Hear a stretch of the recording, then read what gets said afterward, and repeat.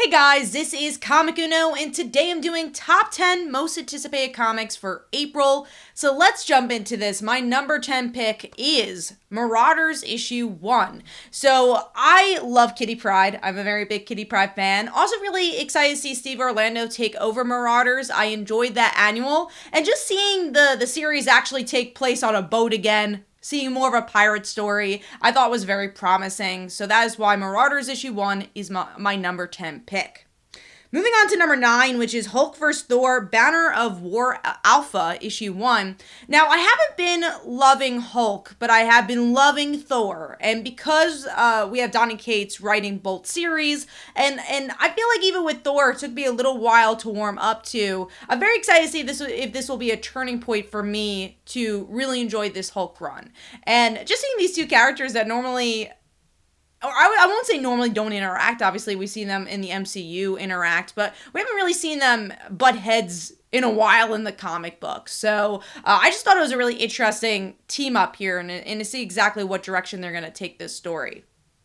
Moving on to number 8, which is Alice Ever After issue 1. I believe this is a Boom Studios comic. And just the premise really interests me. It's what happens after Alice in Wonderland and really taking this more psychological approach. Not that Alice in Wonderland is not already psychological, but I like that it's about the aftermath of it. I feel like a lot of these stories that take the IP of, or I guess the public domain of Alice in Wonderland usually just goes for the Wonderland aspect. It goes for that world. But how about when you leave that world? What happens then? I thought was such an interesting concept. So that is my number 8 pick.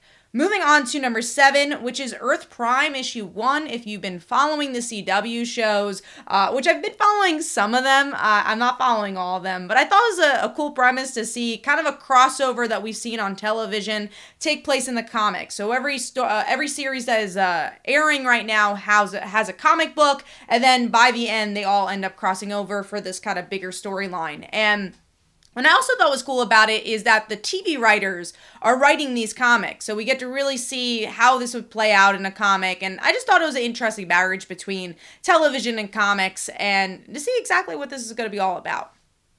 Moving on to number 6, which is SpiderPunk issue 1. I feel like this is such a cool character that we haven't really seen much of. You know, when we see SpiderPunk, he's usually interacting with other characters. So I'm excited just to see him as a whole and what his world is about. I love music in comics, so let's see if the music really integrates into this comic, because it's so interesting to see something that you usually hear and have to read it in a static medium and how that plays out. Moving on to number 5, which is Elektra issue 100. We haven't had an Elektra ongoing in a while, but we do have the white, red, and black series, and now we're celebrating issue 100, and I'm glad that we've been getting a lot more Elektra stories. Obviously, again, we have the mini-series, but also she is Daredevil in Daredevil and still playing a part when the series relaunches as well. So I'm excited to see more Elektra and more of her character taking a spotlight. And exactly what this issue 100 is going to be without having an ongoing series. Like, is it going to affect anything else, or is it just going to be an anthology series or issue?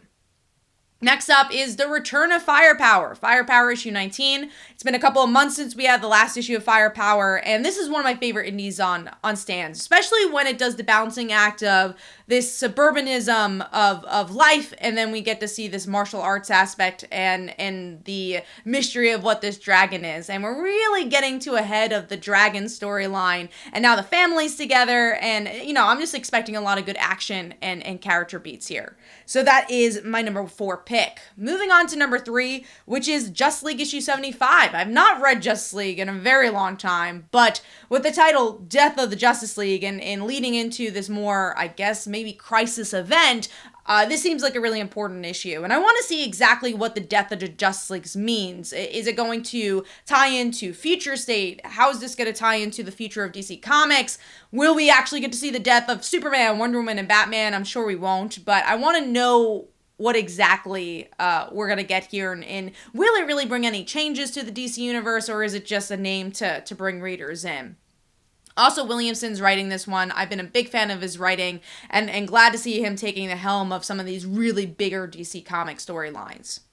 Moving on, connected to this is Flashpoint Beyond issue 0 and 1 are coming out next month, and You know, I like Flashpoint. It's been a very long time since I've read it. And, you know, it's been 10 years now? What does DC have to do with this event anymore? I think that's my bigger question is, why are we going back to this? What exactly are you going to go back to? Is it the timeline aspect? Are you going to, you know, deal with Thomas Wayne? Are you going to deal with Martha Wayne? Who are the characters that are going to be in play here? And what's going to be the bigger effect for DC Comics? Because I feel like the looming, what is the bigger effect of DC Comics is a big question we've been having since Doomsday Clock. So I'm wondering if this will be the event where we finally get answers to that. Moving on to my number one pick, which is the Amazing Spider-Man issue 1. Of course, I'm so excited to see a new creative team for this one, and excited to see Peter Parker back in the lead role and what exactly the new direction of Spider-Man will be. It's always exciting to see a new era of Spider-Man, especially because the previous runs, besides the one we have now, which has a couple of writers on board, we've actually had much longer runs. We had Dan Slott for 10 years. Nick Spencer was on the book for a couple of years as well. So now I'm excited to see what this new voice will be and if it will be a longer run and what exactly, what direction it's going. Because each Spider-Man run has its own flavor, has its own tone. Will this run bring the same thing? So hopefully you guys enjoyed. This is Comic Uno. Let me know in the comments below, what are the books you're most excited for? I hope you guys enjoyed, and I will see you guys next month for the next most anticipated video. Thanks, guys. Bye.